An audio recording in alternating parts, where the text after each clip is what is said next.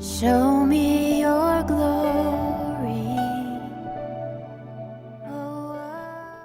세상의 빛이라고 하는 제목으로 요한복음 8장 성경 공부 시작할 수 있도록 하겠습니다. 지난 줄거리를 쭉 한번 볼 필요가 있어요. 그래야 이 이야기를 왜 이 이야기가 지금 나오고 있는지 이것을 보다 잘 알 수가 있습니다. 그래서 하나님께서 예수님을 보내주셨고 그 예수님께서 이제 본인이 하나님의 아들이라고 하는 것, 이 땅에 오신 메시아라고 하는 것, 이것을 보여주시기 위해서 여러 가지 이제 일들을 하시는데 그 첫 번째가 요한복음 2장에 나오는 가나의 혼인잔치 기적이죠. 그리고 가나의 혼인잔치에서 물 같은 너의 인생을 포도주와 같은 인생으로 만들어주겠다라고 하는 기적을 베푸신 이후에 성전 청결을 하십니다. 그러면서 이 성전을 헐라 3일 만에 일으키리라 이렇게 말씀을 하십니다. 이때 성전은 예수님 본인을 가르치는 건데 나를 죽이면 3일 만에 내가 부활할 것이다 라고 하는 얘기를 한 거예요. 근데 유대인들은 이것이 성전, 진짜로 자기들이 만나고 있는 그 헤롯 성전을 얘기하는 걸로 이제 착각을 한 거죠. 그래서 예수님을 이제 죽여야겠다 이렇게 생각을 한 거예요. 성전을 못 얻겠다 이거죠.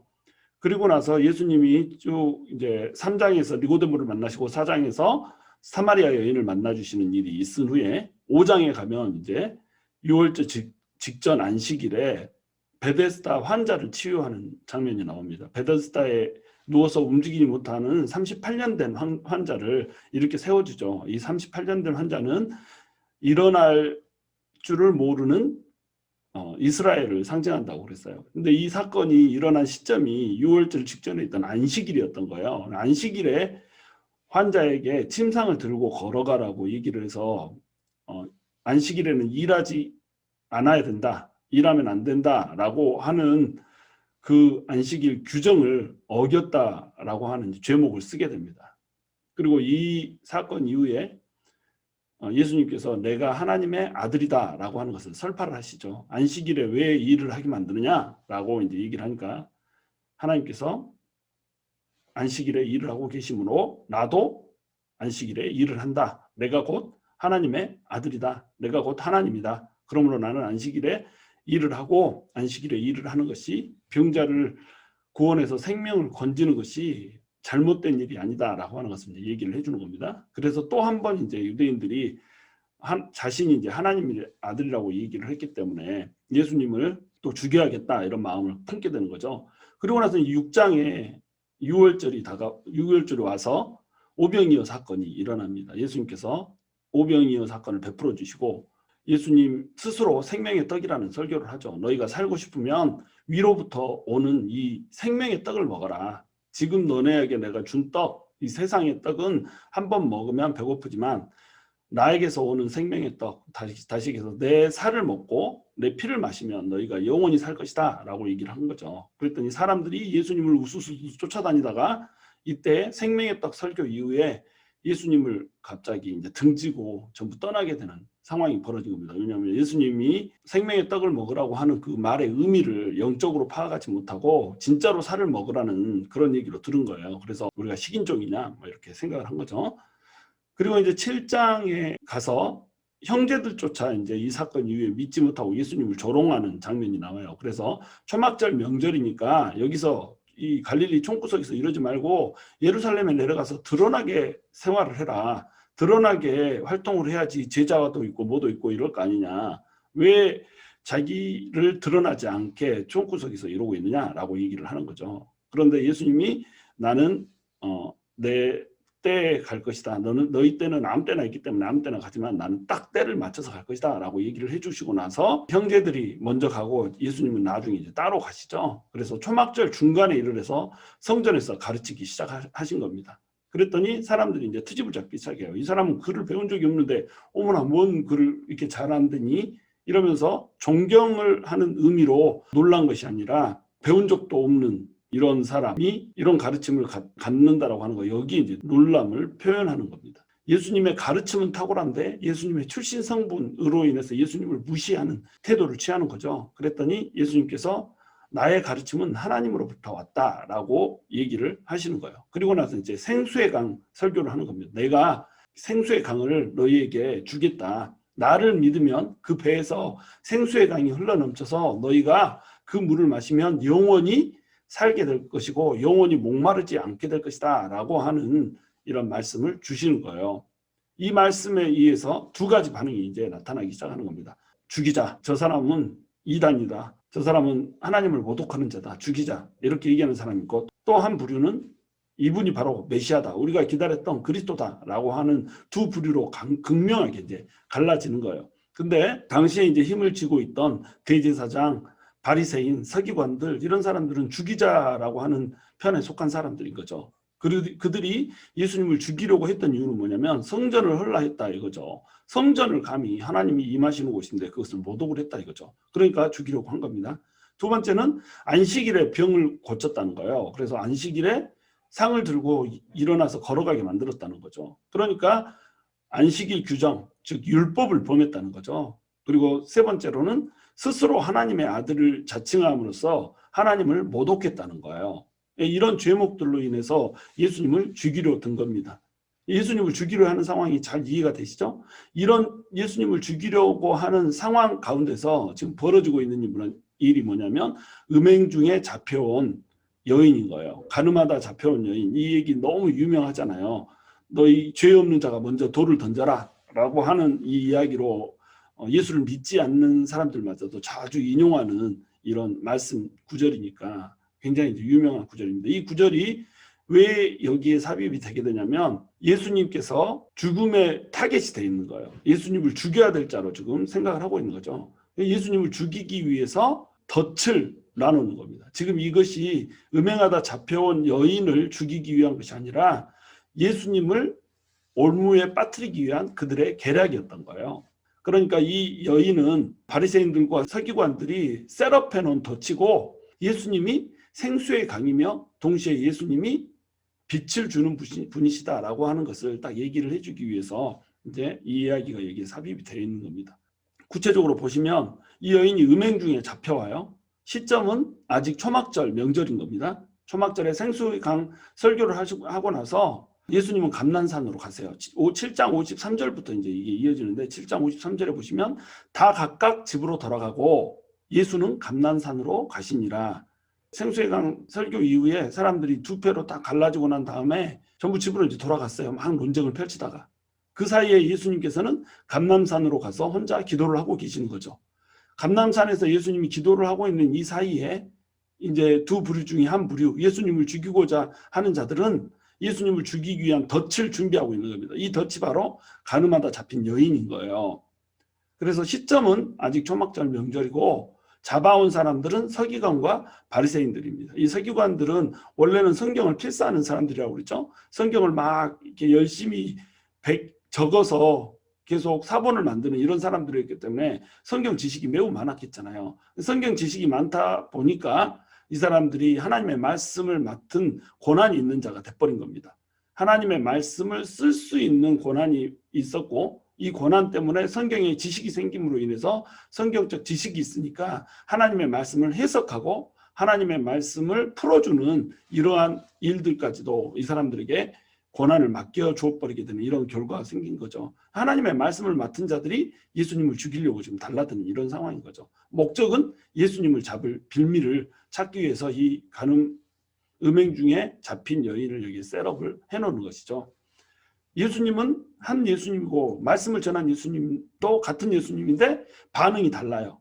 예수님이 감람산에서 혼자 기도하시고 아침에 다시 성전으로 쫙 내려오시니까 백성들이 전부 다 나와서 예수님을 맞이해요. 그리고 앉아서 가르치시는 그 예수님의 앞에서 백성들이 전부 가르침을 받고 배운단 말이죠. 똑같은 예수님인데 어떤 사람은 예수님을 받아들이고 예수님의 말씀을 받아들여서 거기서 배우는 자가 있는 반면에 어떤 사람은 살해 음모를 펼치고 있는 자들이 있더라는 거죠.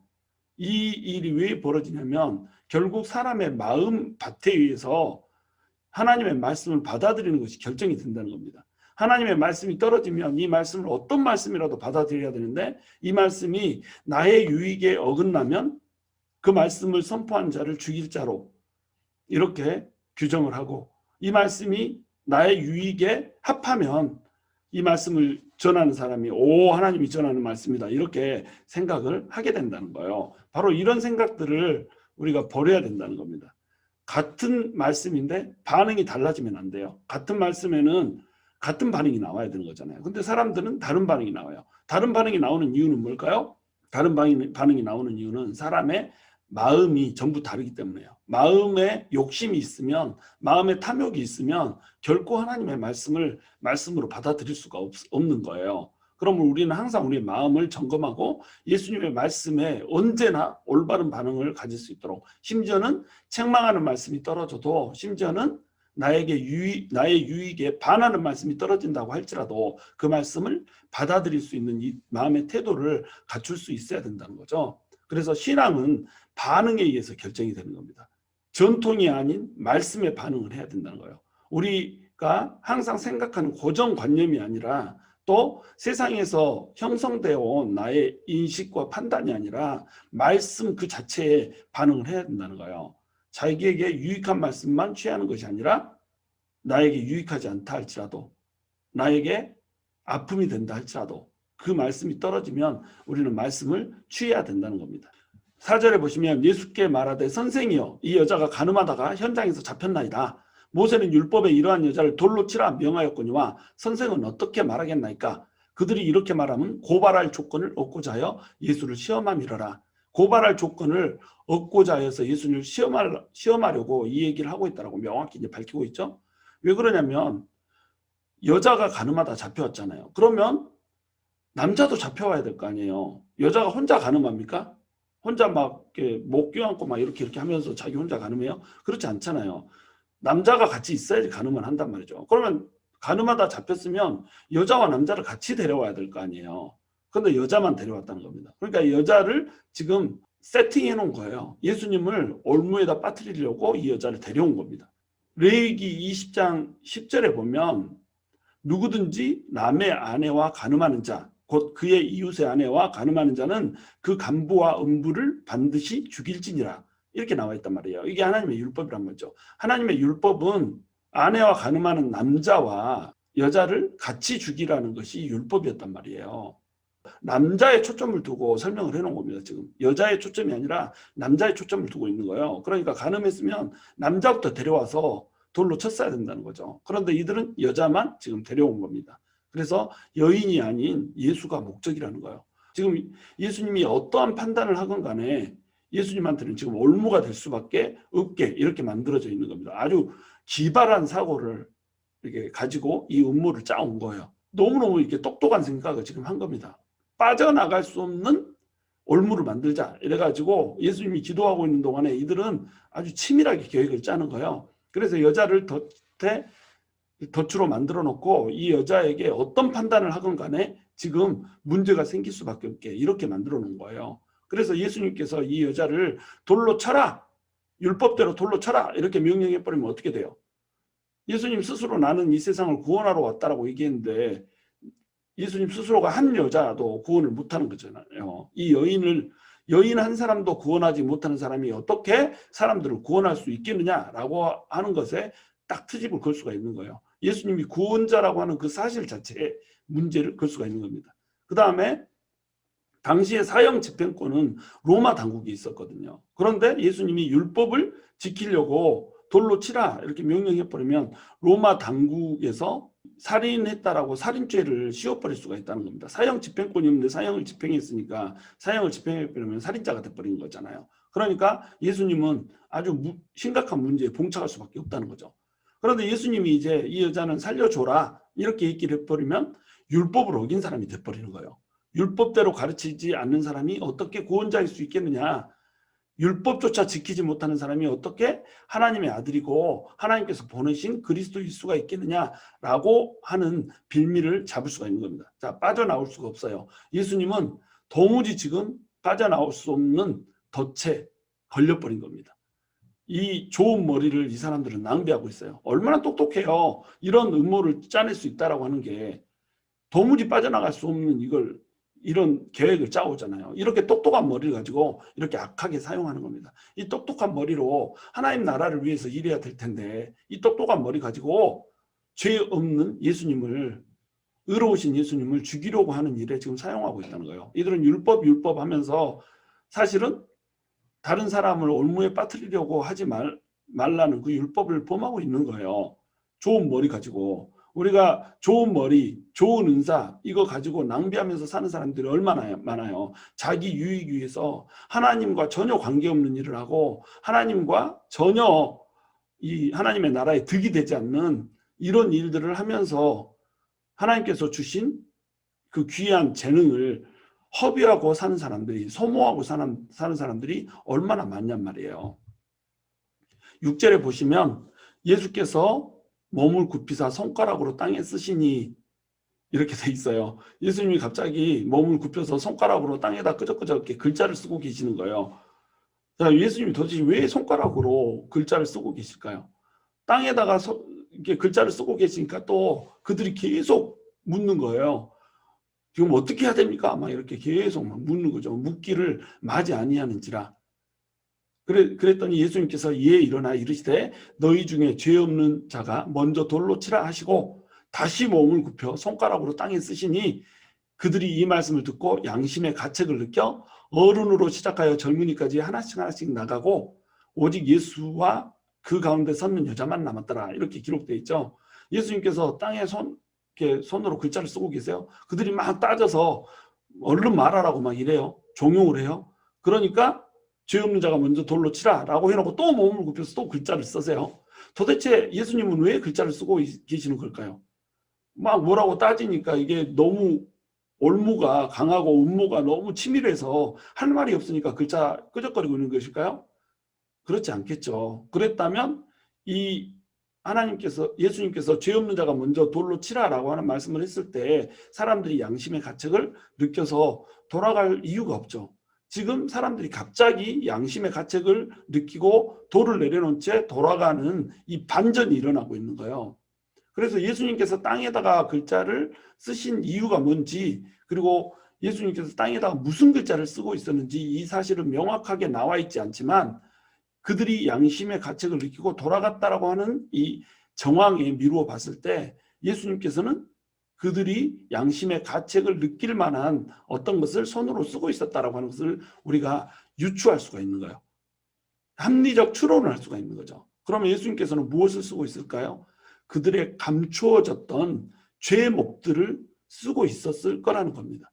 그들의 심장 가운데, 그들의 마음 가운데 그들만 아는 은밀한 죄악들을 낱낱이 손으로 쓰고 계셨던 거예요. 그것을 보는 사람들은 그것이 자기에게 자기의 죄에 해당한다고 생각되는 사람은 양심의 가책을 느끼겠죠. 죄목이 계속 써가면 써갈수록 늘어나면 늘어날수록 사람들은 이것이 내 죄를 쓰는 거구나 라고 하는 그 가책을 느끼게 되겠죠. 그래서 그 죄목들을 바라보면서 그것을 깨달은 사람들은 이제 돌을 내려놓을 수밖에 없게 이렇게 만들어졌다라고 우리가 유추를 할 수가 있는 겁니다. 보시면 어른으로 시작하여 젊은이까지 하나씩 나가고 이렇게 돼 있죠. 어른부터 먼저 돌을 내려놓기 시작한 거예요. 왜 어른부터 돌을 내려놓기 시작했을까요? 어른이 죄를 지은 항목이 더 많은 겁니다. 그러니까 죄를 지은 항목들을 쭉 기술하다 보면 누구부터 걸리겠어요? 어른부터 걸리죠. 10가지 죄를 지은 사람, 2가지 죄를 지은 사람 이렇게 있다라고 한다면 죄의 항목을 쭉쭉쭉 써가다 보면 확률상 어른들이 먼저 걸리지 않겠어요. 그러니까 우리는 다 죄인이라는 거예요. 우리가 전부 죄인이니까 나이를 먹어가면서 늘어나는 것은 우리의 죄의 항목일 뿐이라는 거예요. 우리가 나이를 먹어간다라고 하는 거 이것은 죄인으로서 나이를 먹어가는 것이기 때문에 나이가 많아지면 많아질수록 죄의 항목은 무지하게 늘어나게 돼 있다는 거예요. 그래서 나중에 이제 아주 이렇게 노인이 돼 있으면 이 사람은 허벌난 죄인이 돼 있는 거예요. 젊은이면은 이제 쪼까 죄인이고 아주 노인이면은 허벌난 죄인이 돼 있는 거예요. 허벌난 죄인인데 쪼까 죄인. 요 사람들 중에서 죄의 항목들을 쫙 늘어놓으면 어른부터 돌을 내려놓을 수밖에 없겠죠. 젊은이들은 돌을 더 늦게 내려놓겠죠. 하여간 돌을 먼저 누가 내려놓느냐와 상관없이 모두가 예수님께서 죄의 항목들을 늘어놓는 순간에 하나님께서 죄의 항목들을 늘어놓는 순간에 이 죄의 항목에서 걸리지 않을 사람이란 없다는 거예요. 모든 사람이 자기 마음속에 숨겨둔 은밀한 죄악 하나 정도는 다 있다는 거죠. 이 죄악들이 예수님 앞에 비밀스러운 거였지만 드러나는 순간에 이들은 돌을 내려놓고 갈 수밖에 없었다라는 겁니다. 물론 이건 성경에 그대로 이렇게 나오지 않아요. 그러나 합리적인 추론을 해봤을 때 이랬지 않았을까라고 하는 이제 추측을 우리가 할 수가 있는 거죠. 여러분, 우리 이 인생에게는, 우리 사람들에게는 세 부류의 죄인들이 있어요. 사람들이 전부 죄인이지만 세 부류의 죄인이 있는 겁니다. 이 세 부류의 죄인들을 여기서는 지금 그려놓고 있는 거예요. 첫 번째는 뭐냐면 가늠하다 잡힌 여인이에요. 이 여인은 어떤 죄인이냐면 죄를 지었는데 죄가 들통난 죄인인 겁니다. 죄를 지었는데 죄가 감춰지지 않고 사람들 눈에 띄어버린 죄인인 거예요. 두 번째 죄인은 가늠하고도 별일 없이 사는 남자가 등장을 해요. 이 남자는 이 성경에 지금 기록되고 있지 않지만 여자 혼자가 가늠할 수 없기 때문에 이 남자가 있을 거 아니에요. 근데 이 남자는 성경에 기록도 되고 있지 않잖아요. 심지어 이 사람들이 잡아온 데서도 빠지잖아요. 죄를 지었지만 그냥 아무 일 없는 듯 살고 있는 이런 사람도 있어요. 죄를 지었는데 그 죄에 의해서 정죄를 받지 않고 지탄을 받지 않고 그냥 살아가는, 이게 떳떳하게 뻔뻔하게 살아가는 이런 죄인도 있단 말이죠.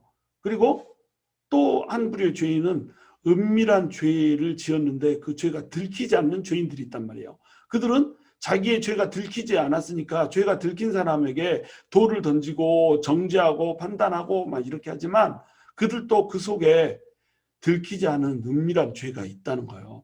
여러분, 우리는 다 죄인이에요. 다 죄인인데 다만 차이가 있다면 들켰는가 안 들켰는가예요. 안 들키면 죄인이 아닌 거예요. 우리 입장에서. 들키면 쳐 죽일 놈이 되는 거죠. 그리고 어떤 사람은 들켜놓고도 뻔뻔하게 그냥 살아가요. 죄인 중에 죄인. 들켜놓고도 아무 일 없이 이렇게 살아가는 이런 사람들. 왜냐하면 다들 그렇게 하거든. 다들 이렇게 사는 문화 세태 속에서 이까짓 게 이게 죄가 될 게 있어. 이렇게 살아갈 수 있단 말이죠. 뻔뻔하지 않은 죄인, 뻔뻔한 죄인, 들킨 죄인, 들키지 않은 죄인. 어쨌든 죄인이라는 겁니다. 그런데 이 죄인들이 예수님의 말씀 앞에 놓여지게 되면 모두가 죄인이 된다는 거예요. 모두가 그 죄가 드러난다는 거예요. 그러니까 우리는 돌을 내려놓아야 된다는 겁니다. 우리가 든 그 돌을 내려놔야 된다는 거예요. 내가 돌을 들어서 다른 사람을 치려고 하잖아요. 그러면 그 돌로 내가 맞아야 된다니까요. 안 들킨 죄인이 들킨 죄인에게 돌을 집어 던지는 이 이미지 얼마나 웃겨요. 나도 가늠했는데 나는 들키지 않았고 다른 사람은 들킨 거예요. 그러면 내가 돌을 집어서 그 사람에게 던지면 그게 결과가 뭐예요? 나한테 돌 던진 거잖아요. 그러므로 우리가 든 돌을 내려놔야 된다는 거예요. 우리는 다른 사람을 판단하고 정죄하고 손가락질하는 그 악한 습성에서 떠나야 된다는 말이에요.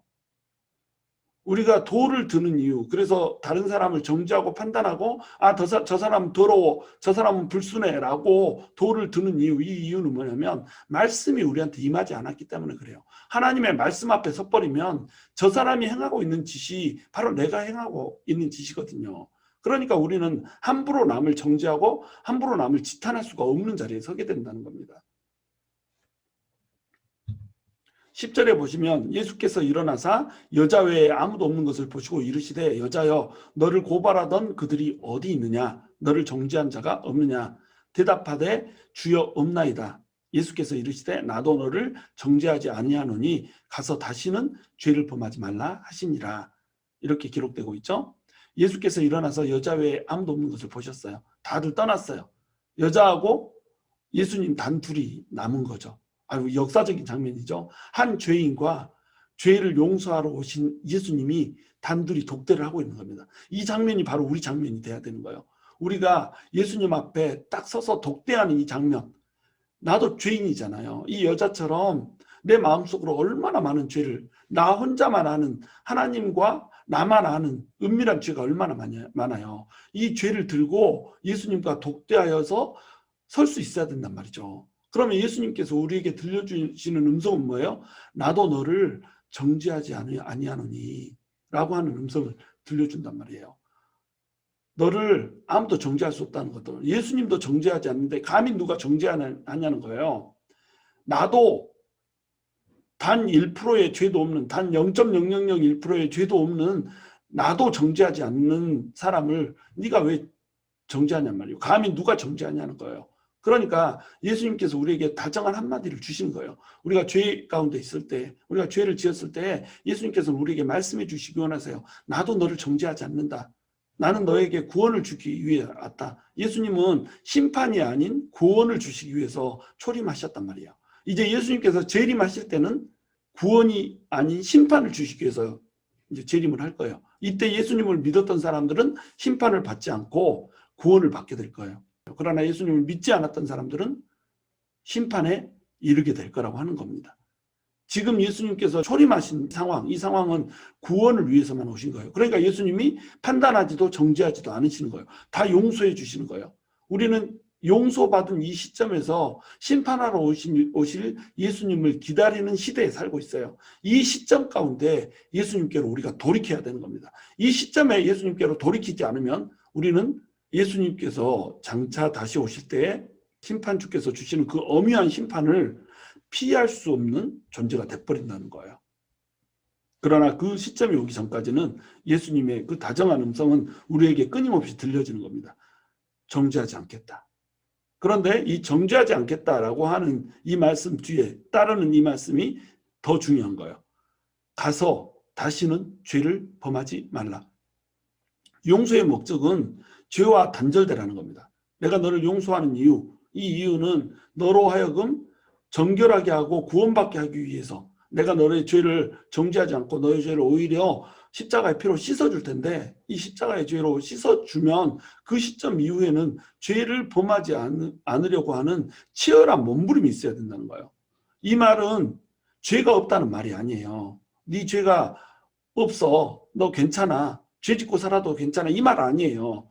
내가 심판주로 오기 전까지는 너네 죄를 용서해 줄 거야. 그러나 용서받는 그 시점부터 너네는 죄와 단절되게 살아라 라고 하는 메시지를 하나님께서 이 여인에게 주고 있는 겁니다. 이 여인을 통해서 또한 우리에게도 이 메시지를 주고 있는 거예요. 죄가 없다는 말 아니고 죄를 지어도 괜찮다는 말 아니에요. 너네 뜻대로 너네 마음대로 살아도 된다는 얘기 아니에요.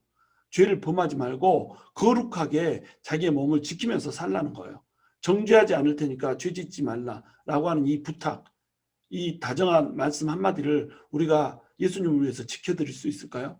이 말씀을 지켜드릴 수 있다라고 한다면 우리는 예수님의 기쁨이 될 수가 있는 거예요.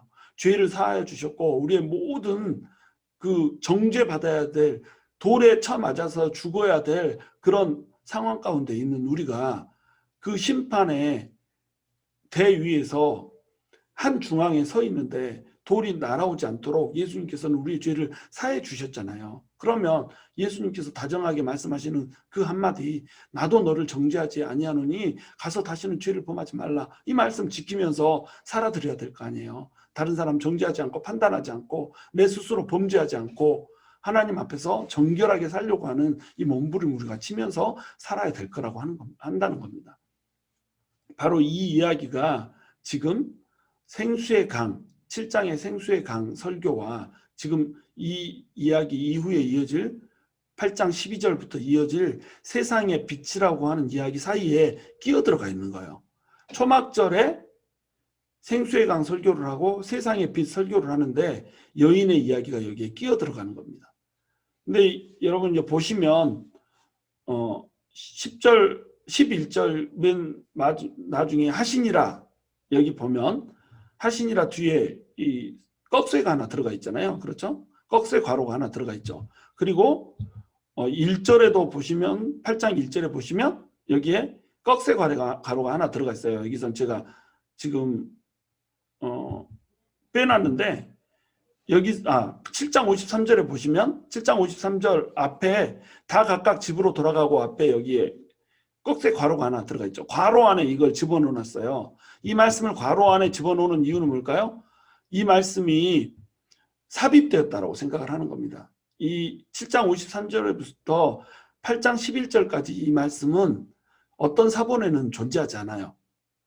그러니까 이 말씀은 이때 요한이 쓴 것이 아니고 후대에 이게 삽입되었다라고 생각을 하는 거예요. 왜냐하면 문체가 예수님 당시의 문체, 요한이 썼던 글을 썼던 당시의 문체가 아니고 그 이후의 문체인 거예요. 그 기법이. 그래서 이 말씀, 이 후대의 성도들이 이 말씀을 여기다 집어넣어놨다. 이렇게 이제 얘기를 하는 겁니다. 이게 이제 상당히 이제 신뢰성이 있어요. 왜냐하면 모든 학자들이 연구를 했는데 이것을 긍정적으로 요한이 썼다라고 하는 쪽으로 평가를 하려고 해도 그러한 근거를 잘 찾지 못하거든요.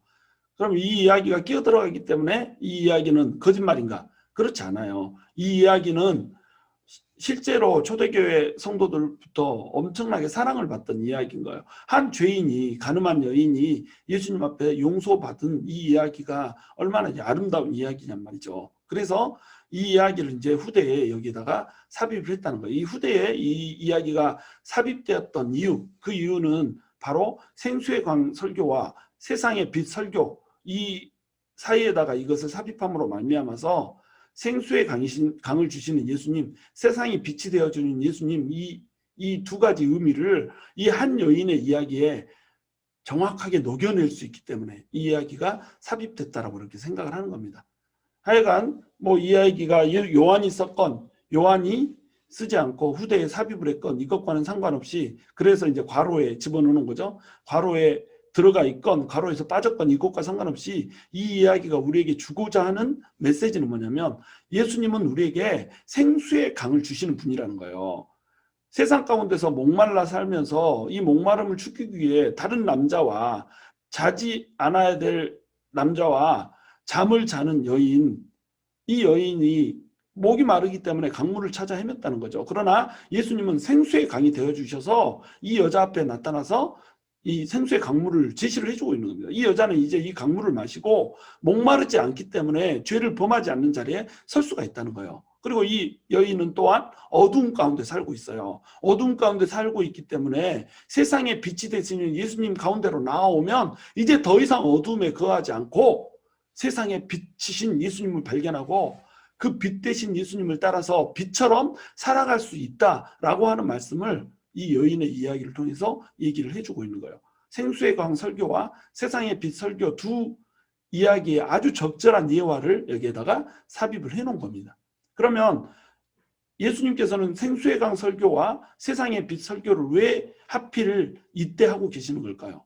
예수님께서는 항상 6월절에 맞는 설교는 6월절에 하시고 초막절에 맞는 설교는 초막절에 하시거든요. 그래서 초막절 행사에 맞는 지금 설교를 하고 계시는 거예요. 초막절에는 두 가지 주요한 이렇게 의식이 있었거든요.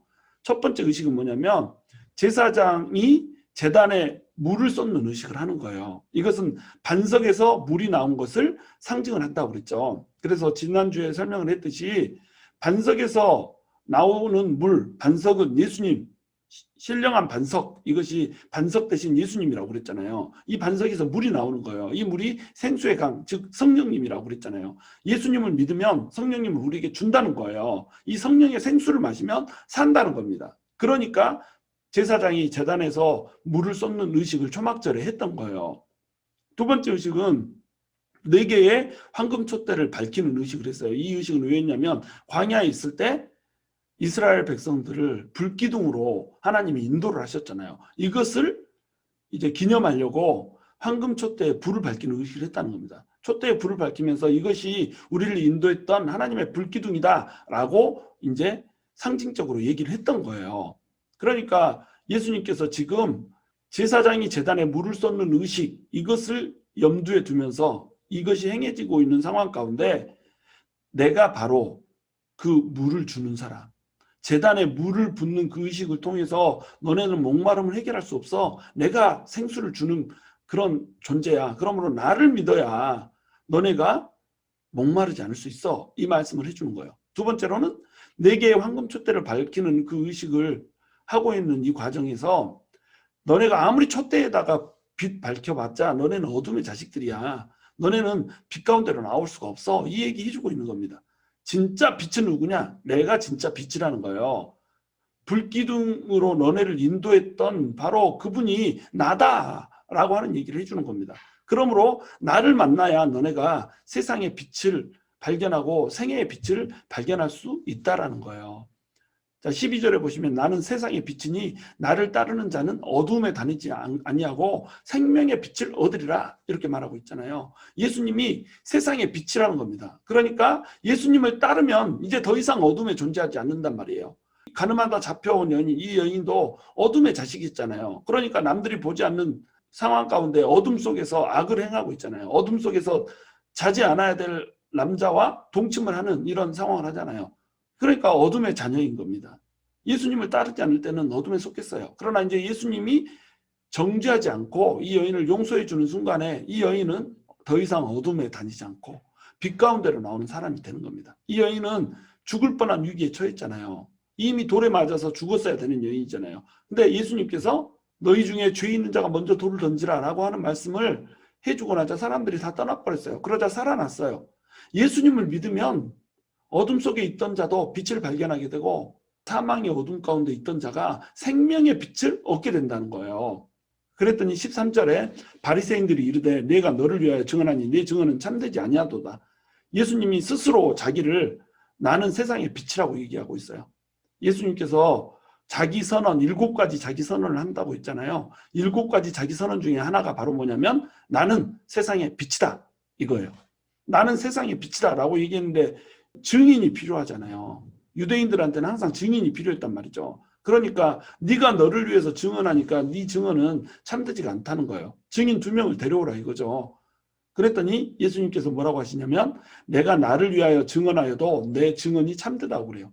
나는 내가 어디서 오며 어디로 가는 것을 알거니와 너희는 내가 어디서 오며 어디로 가는 것을 알지 못한다. 이렇게 말씀하시죠. 너희는 내가 누군지를 모른다는 거예요.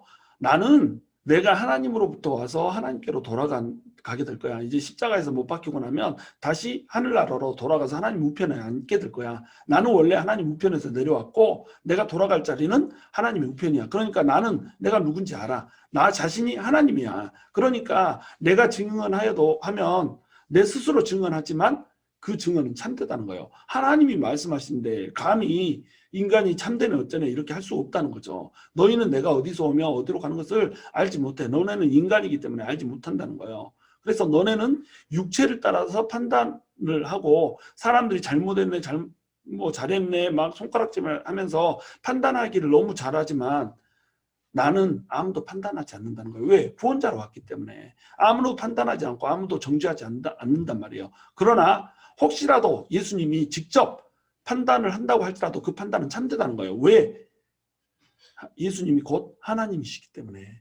예수님이 곧 심판자이시기 때문에.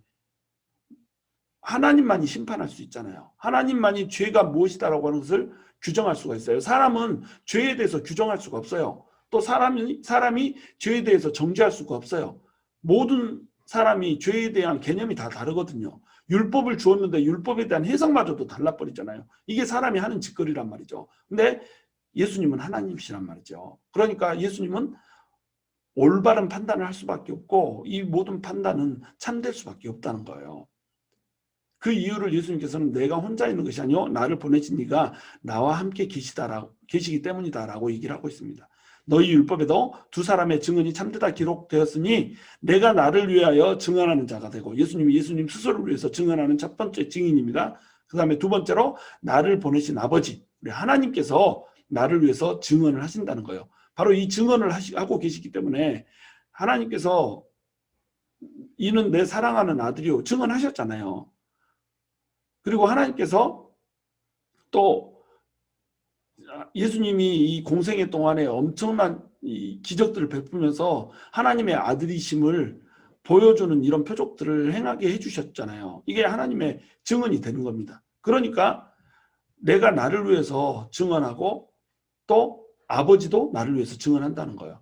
예수님은 그러면 자기 스스로 증언하면 안 되기 때문에 다른 증인을 데려와야 되지 않냐 이렇게 얘기할 수도 있지만 예수님 스스로가 하나님의 아들이기 때문에 다른 증인이 필요하지 않다는 거예요.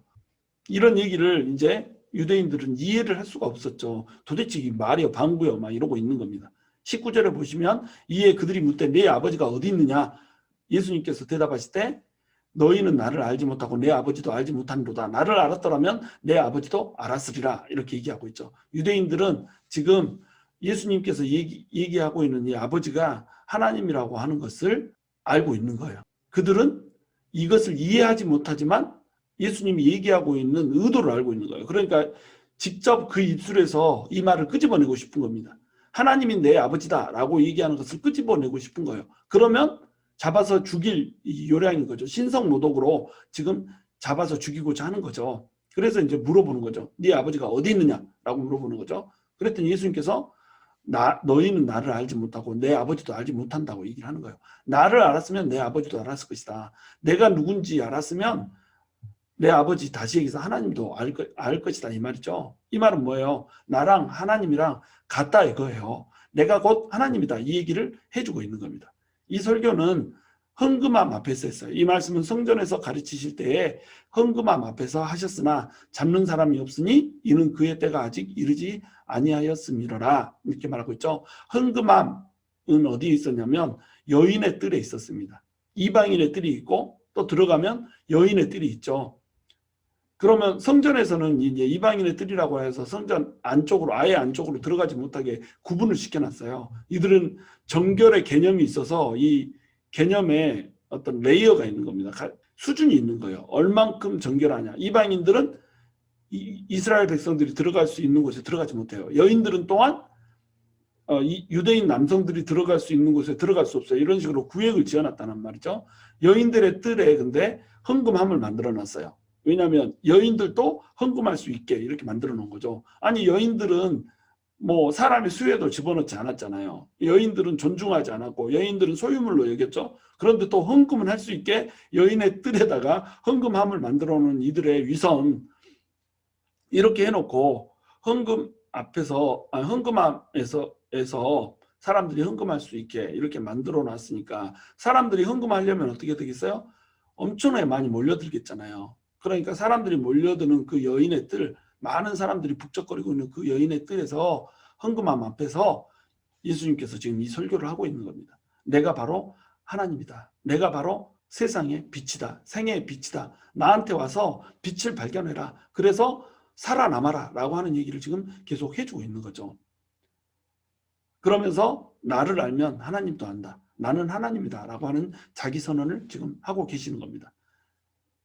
그런데 사람들이 이제 잡아 죽이고 싶어 하는데 잡지를 못해요. 사람들이 막 박적박적 우글우글 하는데 두 부류의 사람들이 있다고 그랬잖아요. 어떤 부류는 예수님을 믿기도 하지만 어떤 부류는 예수님을 잡아 죽이고자 하는 부류들이 있죠. 사람들이 북적거리면 북적거릴수록 예수님을 잡아 죽이고자 하는 적들이 많겠죠. 그러나 예수님을 죽이고자 잡는 사람이 아무도 없는 거예요. 왜? 예수님의 때가 아직 이르지 아니하였기 때문에. 예수님의 때라고 하는 것은 예수님께서 십자가를 지시는 때를 말하는 거예요. 모든 죄인들을 위해서 생명의 빛이 되어주시는 그때가 오지 않았기 때문에 잡지 않는다는 거죠. 그 말은 곧 예수님의 때가 곧 올 거라는 거예요. 일주일이면 예수님의 때가 올 거예요. 생명의 빛을 주시려고 십자가를 지시는 예수님, 그 예수님 앞에 우리가 서야지 생명의 빛을 잡을 수가 있다는 겁니다. 생명의 빛을 주시는 예수님, 그분 앞에 우리가 서서 죽어가는 우리의 영혼들이 살아나야 돼요. 죽어버린 것 같은 우리의 삶이, 죽어버린 것 같은 우리의 생애가 예수님의 그 생명의 빛 때문에 살아나고 다시 불붙어야 된다는 거죠. 지쳐가고 힘들어 있는 우리의 영혼이 다시 힘을 얻고 살아나서 생명을 얻고 일어나서 주님을 얻고 달려가는 겁니다. 하나님 나라를 위해서 치달아가는 거예요. 이것이 예수님께서 우리에게 원하시는 것이었고, 그러기 위해서 예수님께서는 우리에게 세상의 빛, 생명의 빛이 되어주시기 위해 십자가를 지셨다는 겁니다. 21절 보시면 내가 가리니 너희가 나를 찾다가 너희 죄 가운데서 죽겠고 내가 가는 곳에서는 너희가 오지 못하리라. 유대인들이 이르되 그가 말하기를 내가 가는 곳에서는 너희가 오지 못하리라 하니 그가 자결하려는가. 예수님께서 이제 곧 죽을 것을 얘기하세요. 나는 이제 너의 죄를 지고 죽겠다. 그런데 내가 가고 나면 너희는 내가 있는 곳으로 절대 오지 못한다. 이렇게 얘기를 하고 있는 거예요. 그랬더니 유대인들은 그가 자결하려는가 이렇게 생각하고 있어. 말을 해도 귀가 뚫려 있지 않으니까 알아듣지를 못하는 겁니다. 죄를 회개하고 나한테로 돌이켜서 내가 가는 곳으로 너희도 와라라는 얘기를 지금 하고 있잖아요. 그런데 이들은 이 말의 뜻을 이해를 못하기 때문에 죄를 돌이킬 수가 없는 거예요. 23절에 보면 너희는 아래에서 났고 나는 위에서 났으며 너희는 이 세상에 속하였고 나는 이 세상에 속하지 않았다. 그러므로 내가 너희에게 말하기를 너희가 너희 죄 가운데서 죽으리라 하였노라. 너희가 만일 내가 그인 줄 믿지 않으면 너희 죄 가운데서 죽으리라. 너희 죄 계속 나오고 있죠. 지금 21절에 나오는 너희 죄, 나를 찾다가 너희 죄 가운데서 죽겠다라고 하는 이 너희 죄는 단수로 돼 있어요. 그래서 21절에 너희 죄는 하마르타하예요. 하마르타하 이 말은 단수입니다. 단수. 하마르티아 이게 죄라는 뜻이라고 그랬잖아요. 하마르티아는 관역에서 벗어난다는 뜻이에요. 하나님의 뜻대로 하지 않은 모든 것이 죄가 되는 거예요. 그런데 하마르타하 그러면 단수 딱 하나의 죄예요. 이 죄는 뭐냐면 예수님을 믿지 않는 죄인 겁니다. 죄인들을 사하여 주려고 왔고 세상의 빛이 되어주려고 왔는데 이 빛을 사람들이 알아보지 못하고 어두움을 사랑함으로 어두움에 거하고자 빛 가운데 나오지 않는 죄, 이것이 단수의 죄, 21절의 죄로 지금 표현되어 있는 거예요. 너희 죄, 예수님을 믿고 죄를 사함을 받아야 되는데 너희 죄가 예수님을 받아들이지 않은 그 죄가 너희의 모든 죄들, 이 죄들을 그대로 놔두게 만든다는 거예요. 24절에 있는 너희 죄, 이거는 하마르티아거든요. 하마르티아는 복수예요. 사람들이 범한 모든 죄, 하나님의 뜻대로 행하지 않는 관역에서 벗어나버린, 하나님의 뜻이라고 하는 관역에서 벗어나버린 모든 죄들을 얘기하는 겁니다. 이 모든 죄들 때문에 결국 너희가 죽을 거라는 거예요. 너희가 너희 죄 가운데서 죽으리라 이렇게 얘기하잖아요. 너네가 범한 죄 때문에 너희가 죽게 된다는 거예요. 그런데 이 너희의 죄들, 이 죄가 세상에 비친 나를 붙잡으면 사해질 거라는 거예요. 없어질 거라는 거예요. 그러니까 세상에 비친 나를 붙잡고 더 이상 이제 죄 짓지 말고 정결하게 살라. 이 얘기를 지금 얘기를 해주고 있는 거죠. 근데 이들이 그 모든 죄를 사해주는, 하말티아를 사해주는 세상의 빛을 붙잡지 않는 거예요. 그 죄가 바로 하말타라는 거예요. 너의 죄, 단수의 죄, 너희가 죽을 수밖에 없는 그 죄, 그 죄라는 거예요.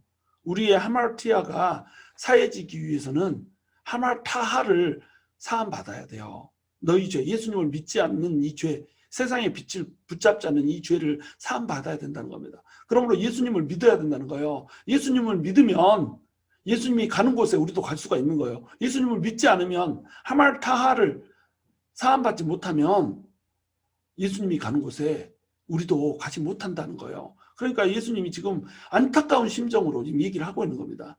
나를 믿지 않는 죄에 하말타를 범하지 말고 나를 믿어서 너희의 모든 하말티아를 사함받고 너희의 모든 범죄함을 사함받고 세상의 빛 가운데로 나와라. 그러면 너희 살 수 있다. 이렇게 얘기하는데 그가 자결하려는가? 자살하려고? 이딴 소리 하고 있는 거예요. 그래 얼마나 답답해요. 너희가 만일 내가 그인 줄 믿지 아니하면 너희 그 죄 가운데서 죽으리라. 안타깝게 하나님께서는 지금 이 말씀을 하고 계시는 거예요. 그리고 시간이 없어서 여기까지만 하겠지만 이후에 이제 이어지는 설교는 내가 곧 진리다. 내가 진리이므로 진리가 너희를 자유케 하리라 라고 하는 말씀을 지금 주고 계시는 거예요. 진리가 너희를 자유케 하리라. 너희가 이 진리를 가지면 니들 멋대로 자유하게 살겠다는 이 얘기 아니에요. 진리가 너희를 방종케 하리라 아닙니다. 진리가 임하면 죄 가운데 묶여서 죄에 묶여서 죄 지으면서 살고 어둠에 묶여서 어둠에 묻혀서 사는 너희들, 그래서 사망의 저주에 묶여서 사망의 사슬에 묶여서 살고 있는 너희들을 진리인 내가 와서 진리로 인해서 너희를 자유롭게 해주겠다는 거예요. 죄와 사망에서 어두움에서 흑암에서 너네를 자유케 해주겠다는 거예요. 그러니까 세상의 빛 가운데로 나오고 진리 가운데 나와서 자유함을 얻으라는 겁니다. 죄로부터 자유함을 얻고 어두움으로부터 자유함을 얻고 사망으로부터 자유함을 얻으라는 거예요. 그리고 이 진리를 붙들고 자유로운 사람, 죄가 없는 사람, 정죄함이 없는 사람, 심판이 없는 사람, 그런 사람으로 돼서 나오라는 거죠. 그러면 내가 가는 곳에 너희가 갈 수 있을 것이다. 이런 얘기를 해주고 있는 겁니다. 이것이 지금 8장 전체의 내용인 거예요. 8장 전체 내용을 요약합니다. 초막절에 예수님께서 생수의 강 설교를 하셨어요. 내가 생수의 강을 너에게 주겠다. 내가 주는 이 생수의 강, 성령의 물을 마시면 너희가 영원히 목마르지 않을 것이다. 그리고 나서 예수님께서 다시 말씀해 주시는 거예요. 가늠하다 잡혀온 여인, 한 여인을, 그 여인이 무대 중앙에 서서 돌에 맞아 죽어야 되는 그런 상황 가운데 건져주시면서, 자, 이 여인처럼 생명의 물을 마셔라. 그러면 이 여인이 가람 가운데서, 목마름 가운데서 죽어야 되지만 이 여인은 살지 않았냐. 이 여인처럼 더 이상 어둠에 있지 말고 이제 빛 가운데로 나와라. 그러면 빛을 발견하고 빛 가운데서 이 여인이 살았지 않았냐. 그러므로 나는 세상의 빛이다. 세상의 빛은 나에게 나와서 너네도 남아라. 생수의 강이시요 세상의 빛이신 예수님에 대해서 예수님께서는 이 초막절을 통해서 유대인들에게, 그리고 모든 죄인들에게, 그리고 우리에게 지금 말씀해주고 계시는 거예요. 여러분, 우리가 그 빛을 잡읍시다.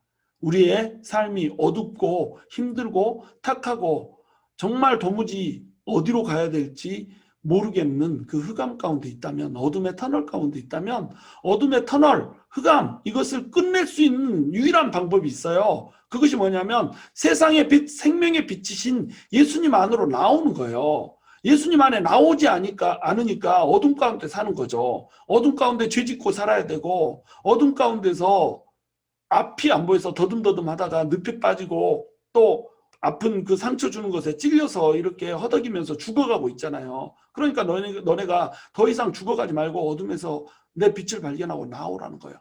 우리 예수님의 빛을 발견하십니다. 그 빛 가운데로 나아갑시다. 죄 짓지 말고 삽시다. 정결하게 삽시다. 그리고 우리의 인생의 모든 답답함, 어둠 가운데 있는 이 모든 답답함, 예수님이라고 하는 그 빛 붙들므로써 우리가 살아남읍시다. 예수님이 오실 그날까지 우리가 예수님이라고 하는 생명의 빛을 붙잡고 우리 역시 예수님을 닮아서 빛으로 살아내며 세상에 빛을 전하는 이런 사람으로 살아냅시다. 진리이신 예수님을 붙잡고 우리가 죄와 어두움과 사망의 그런 굴레로부터 자유함을 얻게 될 수 있게 이렇게 돼야 된다는 겁니다. 저와 여러분이 세상의 빛이신, 생명의 빛이신 예수님을 붙잡고, 또 진리이신 예수님을 붙잡고 어둠으로부터, 죄와 사망으로부터 나와서 정말 예수님 안에 있는 그 빛을 발견하고 세상의 빛처럼 살아갈 수 있게 되기를 주님의 이름으로 축원합니다.